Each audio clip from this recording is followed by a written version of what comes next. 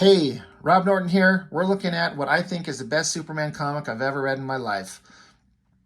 That is not saying a lot because I have not read many Superman comics. DC Comics never found much appeal for me ever, except in extremely rare situations. Superman, I love as a character, but my Superman is Christopher Reeve in that first movie, and even the second one. That is, I think, the best simplistic representation of who Superman is, his character, his strengths, his powers, his motivations. He's the most good, honorable, likable, perfect hero, and I love him. But the comic versions, I just never, I mean, I've read some, and some of them were okay, but none of them really stood out as very interesting, except this thing. This thing came out somewhere, like the artwork is dated 1998 to give you an idea of how long ago this is. This whole series just encompasses everything that makes Superman great and why he is the hero that he is. I recently done a video on Ultimates Volume 3 that Jeff Loeb wrote, and Jeff Loeb fucked up everything about that series. But I've said that Jeff Loeb has written some good stuff, and this is great. There are 4 books. It's called Superman for All Seasons, so there's, it's like saying all 4 seasons. This book, book 1 is spring. The next one is summer, and then fall, and then the last one is winter. So for all seasons. There's 4 books. Each one kind of takes place with, this is book 2, summer, book 3, fall, and book 4, winter. Jeff Loeb, I think, crafted an amazing story. Tim Sale, I was never the biggest fan of him. I was collecting Deathblow that he had been doing, and Deathblow was okay, and there was some artistically interesting stuff, but after seeing something like this, where you can have an artist working on a book and it's just not a good fit. And he's trying his best and he's doing his best, but the vibe and the style, Tim Sale on Deathblow is not awesome. Tim Sale working with Jeff Loeb on Superman, absolute perfection. Now, I say that one of my earliest memories of this is I picked up the first issue and I couldn't wait for the next one to come out. And I would go to my local comic shop where I was picking these things up at the time. And there was a guy he wasn't an owner, but he definitely worked there. And he wasn't the only guy that worked there, but he was one of he was there all the time. And I told him I was looking for this book, and he did this bullshit where he's like, you want that book? You like the art in that? Wow, you got some weird taste. Like, he was shitting on it because he thought the artwork sucked. I've got something to say to my microscopic audience. If you are a comics retailer and you in any way insult anybody else's interest in comics because you don't like it, fuck you, quit your job, go work somewhere else. It is not your place to be a gatekeeper or the lord of the shop to kind of even put an idea in somebody's head that because you don't like it, it's not worth it. This guy didn't really mean anything negative, but his head was straight up his ass. You want people reading comics. You want your shop to stay open. If you have somebody come in and you kind of like have them ask for something and you don't direct them to it, you just like, oh, those are stupid. You don't want that. You're going to have those people who they might turn around and never come back to a comic shop again. So if you're that person, fuck you, go fuck yourself. Get out of the shop. If you work at a comic shop, have somebody come in and they're like, hey, I'm looking for Barbie comic books. Tell them where to find them. Here they are. This is where they're at. You don't have to sing their praises, but just direct them to it. Get somebody interested in the art form and make them feel welcome. Don't go like Barbie comics. That's stupid. Why would you want those? Here, read Catwoman. Read Wolverine. Do some, get your head out of your ass. Sorry, I didn't mean to go on to this angry random tangent about that subject, but I believe it passionately. Comics are a wide variety, a broad medium with all kinds of genres and subject matters. There's something for everybody. It's just not big, muscly superheroes. So get anyone and everyone interested in comics and let them enjoy what they want. And if you work in a retail shop, just be open to showing anybody anything that they want. Like that guy back in the day that was like mocking me for wanting to pick up this book. Man, fuck you, buddy. This is one of the best comic books ever made. Now, Tim Sale's artwork, it might be an acquired taste. You may not like it because he draws in a very weird, non-traditional, like, you know, if you're going to get and look at like an angry, tough Rob Liefeld face and then you see this thing, you might go like, well, this looks cooler. Look at him. He's got knives and a stogie and lines all over his face, and he's awesome, and he's got no eye pupils and everything. And what has this guy got? I don't know how to put it to you. You just don't get it. It's a vibe and a style that's different. It's a different aesthetic. Can you imagine Rob Liefeld trying to draw this book? It would be the biggest joke on the planet. But you got Tim Sale on here. And another thing, I don't know this colorist, Bjarne Hansen. No idea who it is. I believe it's all hand-colored, like watercolored. Something to that effect. 6 minutes in, and I haven't even opened up the book because I had to spend all this time going on my rant. Sorry about that. I apologize. I hope you're still with me. But each book is narrated from the perspective of a different person. Book 1 here is narrated. All the narration is from Jonathan Kent, Superman's dad.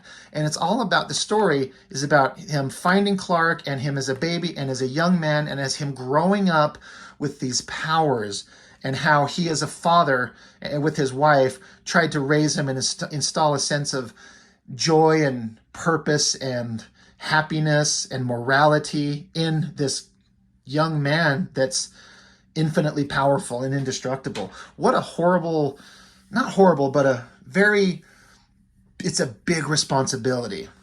But anyway, again, Tim Sale's artwork, looking at classic, like you remember, I just did a video on, I'm going to pull it out because I like to have things for reference, like 3-tiered panels. So a lot of real estate on the page dedicated to these big images, but look how simple the lines are. If you look at something like shit that McFarlane would do, let's find something similar, like let's see if there's a 3-tiered page. I mean, any of these would really work. You know, this is 2, but like, look at how much he spends putting all these lines everywhere. He can't help himself but put lines everywhere on everything all over the place. Contrast that with this. But again, if McFarlane was to draw this, it wouldn't be as interesting. If Tim Sale were to be drawing this, it wouldn't be as interesting. So it's all about the right artist on the right project and trying to find the right vibe that fits it. And he's also anatomically, you know, big, giant barrel chest. It's an exaggeration. You know, Superman's big, strong, barrel-chested, but we don't need to have all these crazy hatching lines and cross-hatching and explosions and all kinds of nonsense. Just simple line work, exaggerated to tell the story. And this kind of pan-in on his chest, his symbol. Another thing I've been meaning to mention, there's a couple things in the universe that are the hardest things on the planet to draw. One of them, for example, is, for me, Darth Vader's mask. That shit is the hardest thing on the planet to draw, to get it looking right. Superman's S. I cannot draw that thing unless I'm looking at some reference. All these weird shapes to get it exactly right. You have to know what these shapes are exactly to get that S to look right. And if you don't do it, if you don't have something to reference off of, I think that Superman S, it's a perfect symbol. I love it. It's beautiful. And I can't draw it from memory because it is so hard. Anyway. And then just flipping this open. This, I remember flipping this open and going, holy shit. Again, a double page spread. Each one of these is 11 by 17 on original paper. 11 inches, so it's 22 inches wide and 17 inches tall. And across the top, it's 2 panels. But this is a guy taking and using the full canvas of the comic book art form to put you into a scene, to make you feel something, to have some emotion, to bring up some nostalgia and memories and all kinds of different things, to put you in a scene. And using the full canvas like this, it's so good. Perfect, like basic, like I was gonna say 1 point perspective, because you know the perspective anchor point's back here for all these lines to come off, but then he's also got the other anchor point way off here, but it's all converging correctly. And just look at the details he added. I mean, you've got the window open, there's a pie in the window there. You can see dishes and cabinets and cupboards and signs and drapery, and then outside the window you got pipes and downspouts and a box full of paints and bottles and who knows what, boots. The door with the screen, like you can see the main door behind it and then the screen door on front of it. a plant thing here with the plant sticking out of it. A swing over the balcony. It's all so, it looks simple, but there's something about getting this all into perspective that's tricky, and it just works so well. And again, look at that color palette.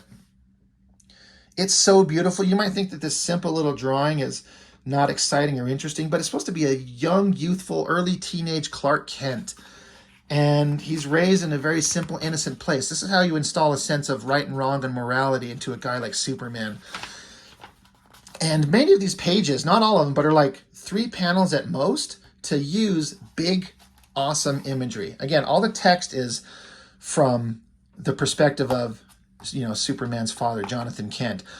Hardworking farmer. He's talking about how, years ago there was a loud sound, an explosion. They found a baby inside there. Not a scratch on him.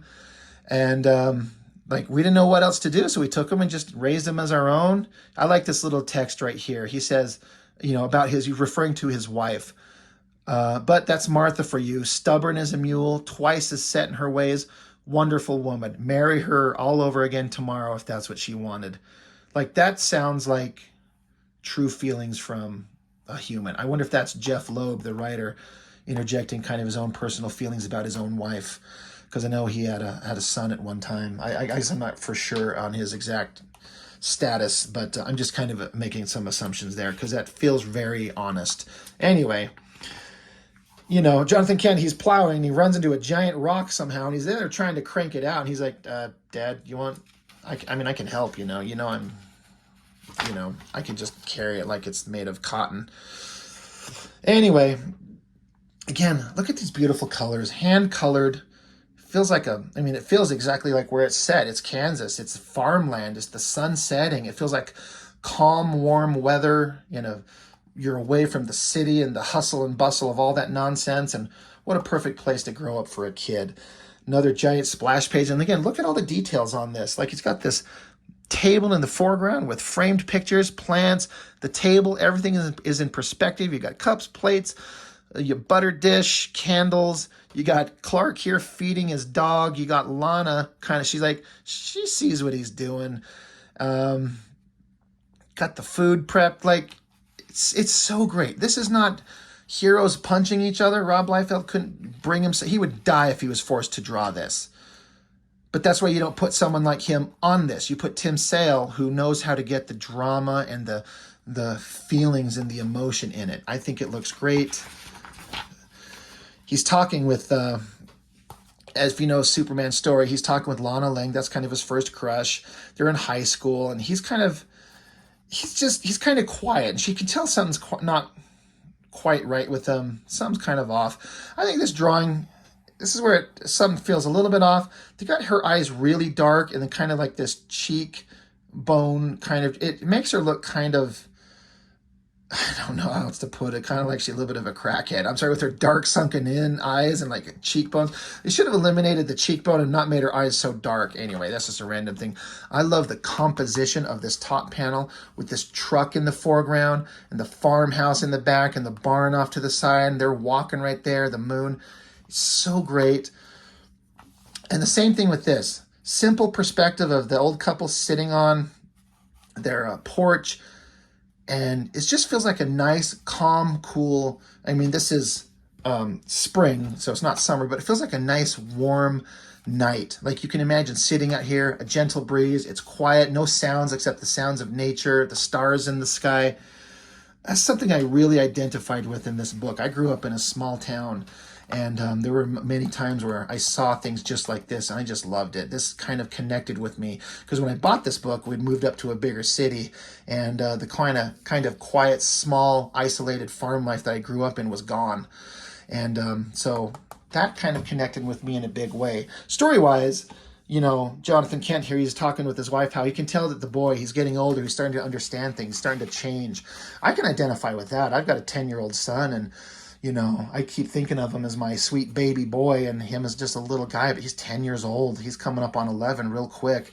He's growing, he's changing, he's understanding things. He's not Superman, but well, he kind of is to me. But anyway, and again, look at these, 4 panels here, 3 panels here. The artist is using the canvas to tell the story in such a great way. This was also a very interesting visual thing. They're sitting there talking about their son. We both knew this day would come. I just didn't think it would come so soon, which sounds like dialogue out of the first Superman movie, I think. Or at least close to it. But, they've had to, they're talking about the relevance of finding this baby in a rocket ship, and what is he going to do? How is he going to grow up? What is he going to do with his powers and abilities? And does he have any limitations? And did we raise him right? And, I think we did. And then so they're way out here on the porch. And then you got this shot of out and around the side of the building, the house. And up here, there's an open window that we start getting closer on. And here you hear Martha say, "Do you think he can hear us?" She's like, "The boy's asleep and his bedroom's clear on the other side of the house. How could he possibly hear us?" And there he is, wide awake. Clearly, he's able to hear them. So they're not saying anything bad about him, but they're kind of concerned about him. And that's a lot for a young man with everything he's got to think about. So great story moment. Again, no text boxes to kind of tell you the inner thoughts. You're just visually seeing what's happening and you're hearing the dialogue that they say. And there's no other text boxes to be like, up in his room, the young hero lays on his bed. He just got done jerking off and he threw the sock across the room and he hears his parents talking and blah, blah, blah, blah, blah, blah, blah, blah, blah. You don't need any of that extra text. You just need to see what's going on and hear the words that are being said. And if you've got a good artist and a good writer, it works perfectly. And again, look at this page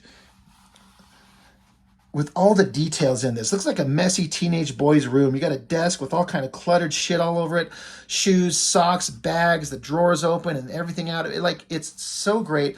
Also, you will see this panel and Clark in a bed reproduced, I think, in every other subsequent issue as he gets older. Like him as an older man in an apartment. You see this page reproduced, or this panel reproduced in all the other books as a kind of a little callback to him sitting, relaxing, thinking, contemplating. Anyway, cut to, whatever, next day, days later, weeks later, he's in town. And I love this idea of this small classic, 50s or 60s era small town. The perspective, it's simple. It's not a high angle. It's not a low angle. It's just like the horizon line is right here. And you just set your anchor point here, and you just have all your, let's see, have your anchor points. It's probably right here. So you see how everything lines up, roughly speaking, with your anchor point. That's how you get that perspective. But it's simple. All the details are there, and even gives you a sense of distance with this church way off in the background. It's perfect. It looks so great. It looks like a nice old-timey small town. It's great. And then again, big panels and all the details. He puts all the detail in here of this classic soda shop. They go inside it like a pub or whatever. All the stuff on the walls, different people. Look at all these people. They're all got different clothes and different body types and hairs, and their outfits are different. This is so hard to do if you've never practiced it or you don't have the reference or the knowledge or the understanding how to do it. We got Clark, Lana, and oh my God, why can't I think of his name? His buddy that he's always had. Oh my God, I'm sorry. It's just so stupid. I can't think of his name. We all know it. And whatever, who cares? But they're sitting around. They're kind of talking about things that are going on in their lives, and Clark suddenly is like, oh shit, wait, he's lost in thought. I'm supposed to have a haircut. So he, did I skip a page? No. He shows up to get a haircut, and it's just in a building next door. So he sits down in the chair, and it's showing here how suddenly he could see through the wall, his x-ray vision. He could see them, he could hear them. And, he's sitting there waiting for the barber to get done over here. So he's just kind of sitting there, and he's like, wow, holy shit, I can see through walls. I can hear them. The barber comes along to cut his hair. Boom, snaps his own scissors. And so he's starting to panic. He's starting to freak out. Of course, how would you not? No one knows what powers he has. His adoptive human parents don't know what's going to happen. They just know that he's strong. He's fast, but Can he fly? Can he see through walls? Can he hear from great distances? Like, who knows what the hell he has? And how do you deal with that as a human being? Even though he's Kryptonian, but we get the point. So this is another scene that I think kind of, whether it's inspired from the movie or whatever, but Clark, he takes off, and Lana's like, well, dude, oh yeah, Pete, that's right, Pete Ross, is that his name? That's the guy. Anyway, Lana's like, dude, where are you going? Stupid Clark, he's in his own little world again, and here we got the classic, like a train, and up here you can see Clark running, side view of it, he's running, keeping up with it, and he dives right across the front of it. I mean, this scene was straight from the Christopher Reeve Superman movie. Drawn so well, great perspective. Look at those colors on that train. So beautiful. Cut to another scene. I love this. This is a scene where, again, for a comic so this is 98, so we'd gone through the Image revolution. We've seen all those Image comics. We've seen Dragon, and we've seen Wildcats and Spawn and Youngblood and Cyberforce and all the punching and the dismembering and the blood and the guts and the tits and the ass and all this bullshit, which is fun in its own way, but this comic had an emotional heart, and I've talked about several things that happened before, and this is another great one. She's yelling for Jonathan, and he's like, what? And she's like, he's been standing out there all alone, like, he's just out here. He's like, he's sad. All this shit that's going on with him, like we just talked about, his powers, what's changing within him. Growing up is hard enough, but imagine having the responsibilities of being Superman or whatever it's going to be. So he's like, I'll go handle it. And she tells him, be gentle. He's like, yep. So he comes up to him, Pa, I'm scared. Like, I was, 98, I was early 20s, but I was still a young man. As an old man now, old man, I'm 46. And I've got a 10-year-old son. But this, like, father coming up to talk with his son who's scared, like, this touches me. Like, this... I get it in a different perspective than I did as a young man. I remember, because I have a great relationship with my father, but him and I clashed a lot as when I was a kid, because I was just so different. I was the artsy, creative, emotional guy, and I don't think my parents knew how to deal with it. They didn't understand it. And my older brother was always kind of in control from my perspective, and he wasn't an emotional kind of guy like I was. So I see it from the perspective of both of them at this point in my life. But, Pa, I'm scared. And so, there's a bunch of texts where Jonathan Kent's talking about everything that they're going through with their son and how they've dealt with it. But just visually, the mom is watching and she sees in the distance as they're standing there, and then you just see them, like, the color palette has changed. Like, they've obviously been talking for a little while, but it's like the sun is going down, and in the distance, they're hugging. Like, whatever's going on, they're having a conversation, and like a great father, he's comforting his son, he's hugging him. It's great. You think you see anything like that emotional kind of relevance in any kind of Image comic anywhere ever? Now, maybe that's boring to you as a young person. Like, if you're a teenager reading this, maybe this doesn't interest you. But that stands out in my mind so prominently. The emotional connection of these characters as people with thoughts and feelings that you can identify with. That's what makes this shit so good. That's why Jeff Loeb and Tim Sale on this book are geniuses. So again, cut to another scene. The barn. No, that's a barn. That's a church. So they're showing various different structures in the town. Wind is kicking up. Wind is blowing. Things are blowing hard. And so Jonathan's like, Martha, I got to get these animals out of the barn. You get below. Like, where's Clark? Great drawings. The color palette is changing. There's a storm coming. Like, it's coming. What is it? Fucking tornado. And it's heading right for, like, you can see the farm in the distance here. Clark standing out here, and look at this, like the coloring, this hand-done watercoloring. Again, I'm assuming it's watercolor. I'm just guessing. If you know how this was colored, please tell me. I'm just kind of assuming here. But this angle of this tornado coming down and into the distance, tornadoes scare the shit out of me. I've never been near one. That's not exactly true. I live here in Salt Lake City, Utah, and several years ago, a tornado actually touched down in the middle of the city and one person died. That shit never happens. because we're surrounded by mountains and everything like that. So it's possible to happen, but it's very, very rare. But to live in an area like Kansas where it's just broad, flat, open spaces and tornadoes can happen anytime, all the time, that shit frightens me. I have dreams about this type of shit with tornadoes that scare the hell out of me. But anyway, tornado's coming down. It picks him up. He's flying around. He's screaming for his dad. But he kind of gets a sense like, wait, I can handle this. He's getting stronger, like emotionally and personally. He's like, I can handle this. And he knows that there's a lot of danger coming and he could probably help people. So the tornado's coming for the town. Everything's falling apart. People are out and about. He's zipping down, going for this guy here. Grabs him, and look at the way that, the artist draws the body but doesn't draw the rest of it back here. It's just done with color to show speed and motion. The tornadoes come along, hits the gas station, boom, blows it up. He drops on and protects him, the coloring showing the explosion and everything. And then again, another great sweeping shot of this tornado.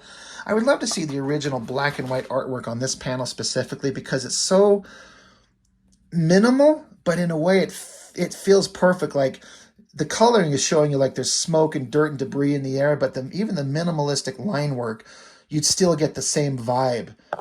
It's so goddamn good. Tim Sale, holy shit, you're a bad motherfucker. And then the colorist, perfect complementary coloring to go along with this artwork. I remember thinking, though, I probably would have continued this black line work. As I sit here and praise the artwork, I'm like, this is what I would have done, as if I fucking know anything. But probably continue the line work up into the funnel, but they're trying to show the funnel kind of joining up into the clouds in the sky. Whatever, it's still fine. Again, here we are, another great single, like, horizon line just set in the middle of the page. And a simple perspective point, but draw the city. It looks like a real livable environment that goes off way into the distance. It's been destroyed. You got like fire hydrants shooting water in the air and everything leaking and smoke and garbage everywhere. Look at that beautiful sky in the background. And this guy is like, holy shit, my head's spinning. Did you fly down? And no, that twister picked you up like a rag doll. Like, holy shit. And he's like, I've got to get home. I love this simple, like, look at this big kind of, I was going to say, kind of looks like a big doofus. That's not the point. It's supposed to kind of illustrate his big, massive, strong body, but the sweet innocence of a young man. It's portrayed so well. I can't get over how much I love these double-page spreads of backgrounds and cities. So good. So he rushes home. Great atmospheric mood in the background coloring again. The tractor's up in the roof of the house. His parents are down in the storm cellar. Like, holy shit. They hug each other. It's like, we thought we lost you. It's all over. We're safe. We made it. Again, look at this coloring in the background. I keep bringing it up. All the digital coloring in the universe. Like I was talking about just recently, I did Soul Saga, right? And I was singing the praises of the beautiful coloring and atmospheric vibes that you get with this computer coloring and the glows and stuff like that. That is perfect for this book. But imagine trying to do this kind of coloring in this scene here. It's got to have like a Norman Rockwell kind of vibe to it, is what I see. If not the artwork, but the whole vibe of everything. The Norman Rockwell classic, simple vision of like classic Americana. So anyway, I believe this is a kind of a homage to a scene from old school Superman Superman art. I wish I knew what it was. I'm sure some of you out there will know better than I what specifically it is. But it's a great thing where he's getting the tractor out of the sky and he's talking about, he's like, you should see what it looks like in town. He's like, I can't help but thinking I could have done more. It's starting to occur to him that with his powers, he can do more and he should do more.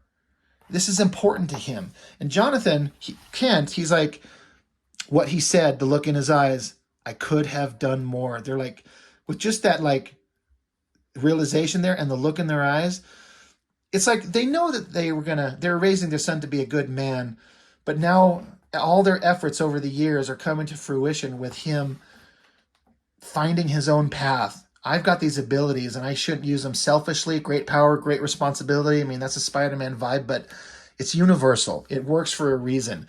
And Superman, Clark Kent, he's coming to his own realization about it.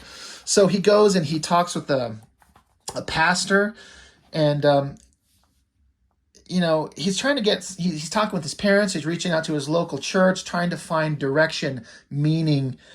He says, the pastor's like, have you spoken to your folks, Clark? They can be a great comfort at times like this. Because Clark's saying, I actually don't know, Pastor, about anything. The twister, graduation, where to go, who to talk to. He's like, well, have you talked to your parents? He's like, sure, but Pastor, what if one man, just one man, could have stopped all this destruction and he didn't? So he feels guilty. He's like, I might have been able to save everything and save everybody. I could have mitigated all of this and I didn't do it. So the pastor, he's like, we each do what we're able to, Clark, some less, some more. But when the Almighty sets a course, there's nothing any man can do about it. He's like, but what if there was one? And then, the guy, he gets he's like, oh shit, hold on. These guys are unloading this truck. I got to go talk to them for a minute. He's like, no, go ahead. I'll catch up with you later. So you can see where Clark Kent's mind is at. And I love this simple transition of a scene to show the passage of time. They graduate high school. Like, we don't need to see Clark in high school. We don't need to see some like Gilmore Girls type bullshit high school drama. It shows like he was in high school. He had some friends. They graduated. There's a picture of him. Like, this picture tells the entire thing.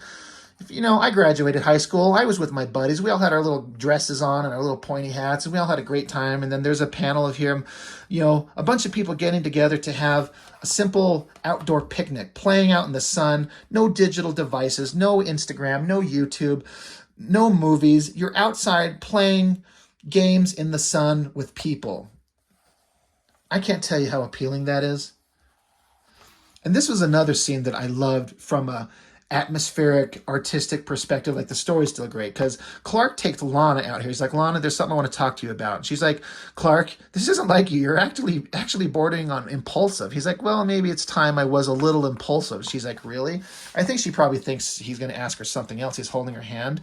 She probably thinks she's going to ask him to marry him. And Lana Lang would marry him in a second. He's like, take my hand. She's like, all right. Lana, will you? And she's like, holy shit. Like, she's floating, like he's flying and taking her with him.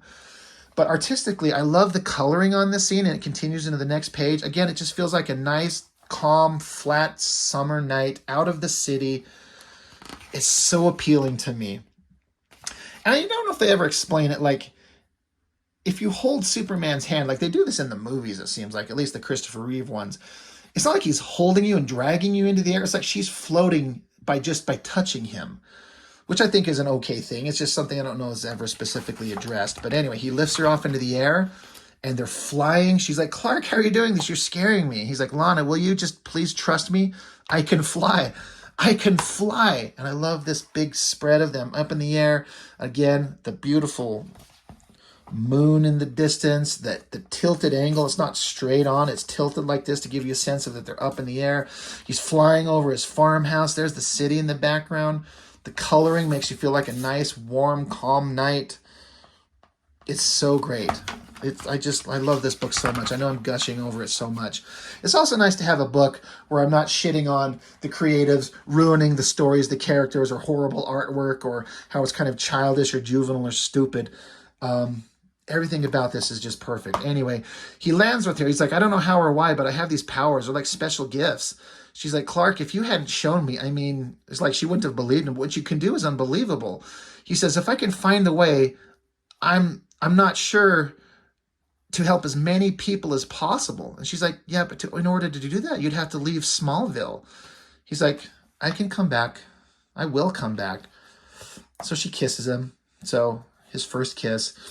Cut to another scene. He's all dressed up. He's got his bags packed. Time has passed. He's obviously made a decision. She's saying, remember, you can do anything you set your mind to as long as you believe in it with all your heart. He's like, I will, Ma. So now he's got to go have a conversation with his dad. And his dad is saying, my stomach rumbled all day long. Martha and I had done our job right. We had done our job. We brought him up right. All that meant to me now was our only son was old enough to say goodbye. And again, another great double-page spread. Simple drawing, simple little figure here, simple little figure here. But you get the colorist on here to do this great sunset canvas, the sky, the birds. He's saying to his dad, do you ever get tired of looking at that? Nope, never have. Guess I never will. This is like a hard-working man who appreciates the simple things in life. and living out here in nature on a farm. He's happy. He's emotionally happy to his core, and he raised his son, even though his son has to leave. And they don't show him saying goodbye. They don't need to. You get it. Because the next page, you go from the warm, natural scene of Smallville to the big, angular Metropolis. And it looks great. Perfect perspective. The colors doing these, extending the city into the background. And this is a very like futuristic city where like you have these walking platforms way high up in the sky. There's one element to these things that I think is awesome but doesn't make any sense. You'll see here in the next pages. But I think Metropolis was always supposed to be like a kind of like a futuristic city where Gotham was like the dark, scummy shithole. Metropolis was the bright, nice, beautiful, futuristic city. And of course, classic storytelling stuff, classic Superman story. The Daily Planet, there's a hero out there. Like, we haven't even seen him start to do his superhero shit. He's already been seen. And this is stuff that was in kind of that first Christopher Reeve Superman movie. This is why I think it works. The movie worked well. The comic works well. But this is what our readers want, and we need more on him. And there he is. Like, yep, sure. He's already got his job. Here's Lana Lang. There's Jimmy Olsen. Classic Superman stuff. Like, you already know how this goes on, but we're not interested in setting it all up and showing it. We don't need to. You get it. There it is. You got Lex Luthor. And, Superman goes blasting by, and he's a little annoyed. That's going to come into play in future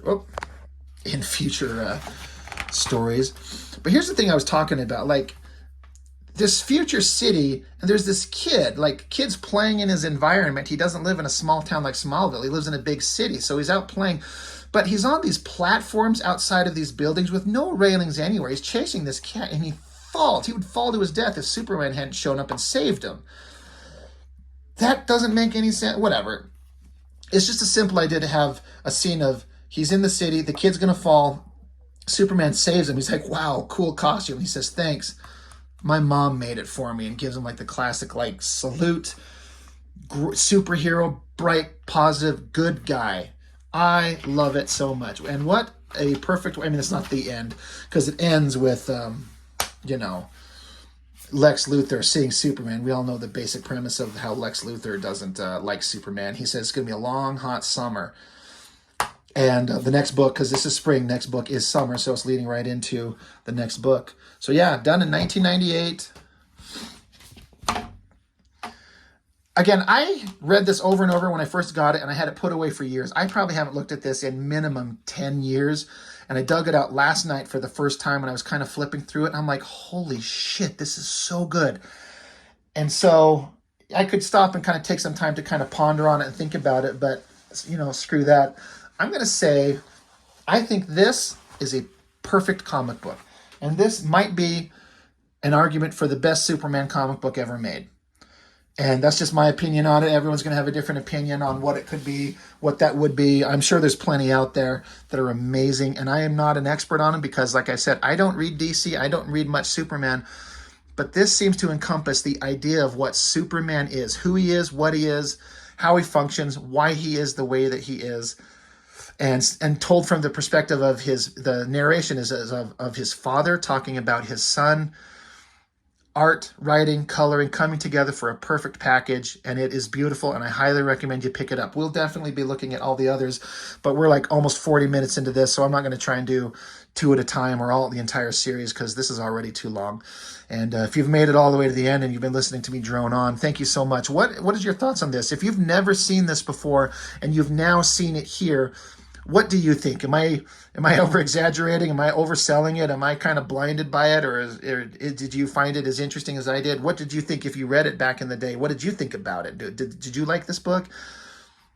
Perfect comic book. If I was able to create anything that even come close to this, I would be a happy man. So I guess I don't know what else to say about it. We'll look at the others as time goes on. Let me know if you want to see the rest of them. I'm curious at what people actually think about some of these things and a little feedback on what you want to see more of. Because I constantly sit myself down every week and like, well, what books do I want to review for the forthcoming week? And I try to vary it up.